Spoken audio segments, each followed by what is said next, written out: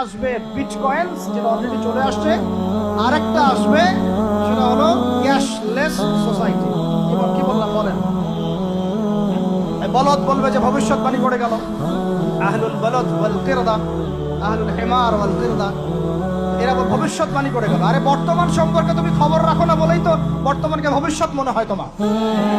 এটা বহু বহু কান্ট্রিতে অলরেডি চালু হয়ে গেছে। যে আমাদের অনেক ভাই ব্যবসা করে, তারা চায়না যায়, কোরিয়া যায়, উত্তর কোরিয়া, দক্ষিণ কোরিয়া যায়, ওরা দেখে আসতেছে চায়না চালু করে ফেলছে অলরেডি। ক্যাশলেস সোসাইটি মানে হচ্ছে আপনি আপনার মুদ্রাকে সংরক্ষণ করতে পারবেন না।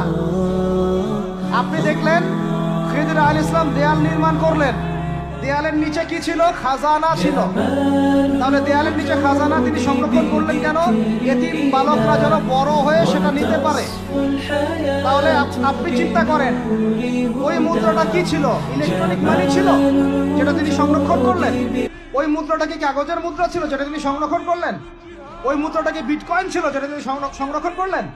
তিনি সংরক্ষণ করেছেন হয় গোল্ড কয়েন অথবা রূপার মুদ্রা। কারণ এটার মূল্য কমে যাবে না, এরা 20 বছর পর বড় হলেও বাবারই সম্পত্তি ফেরত পাবে। এইটা হলো ইসলামিক কারেন্সি, যেটা বিশ্ব থেকে উঠিয়ে দিয়েছে এই IMF, ওয়ার্ল্ড ব্যাংক আর ইউনাইটেড স্টেট এবং এদের যে চালাপালাগুলো। আমরা এই ব্যাস ওই সুর মিলাচ্ছি। ওরা কাগজের মুদ্রা দিয়ে সারা বিশ্বটাকে ডমিনেট করছে। তাও আবার এখানে আরো ব্যাপার আছে, কাগজের সব মুদ্রা আবার এক মানের না। একগুলো হচ্ছে হার্ড কারেন্সি, মানে শক্তিশালী কারেন্সি। একগুলো সফট কারেন্সি, মানে নরম কারেন্সি। বাংলাদেশের টাকা কোন কারেন্সি, হার্ড না সফট? এতটুকু তো জানেন। হার্ড কারেন্সি কি? মার্কিন ডলার, মানে মগের মূল্য। একটা কথা হচ্ছে না, মগের মূল্য। ওরা এখন হার্ড কারেন্সি দিয়ে মগের মূল্য। কিরকম? যে সারা বিশ্বের সফট কারেন্সি গুলো আমার কারেন্সি দিয়ে নির্ধারিত হবে। মানে আপনার 100 টাকা সমান সমান ওর $1 মগের মূল্য। কেন আমার 1 টাকা সমান সমান তোমার $1 হতে পারে না? হতে পারে না? এটা করতে দিবে না, কারণ এটা করলে আপনার অর্থনৈতিক অবস্থা অনেক সমৃদ্ধ হয়ে যাবে এবং আপনি তাদের সমান হয়ে যাবেন। আপনি যে দামে তেল কিনবেন তাকেও সে দামে তেল কিনতে হবে। তো ওরা এটা ধরিয়ে দিল।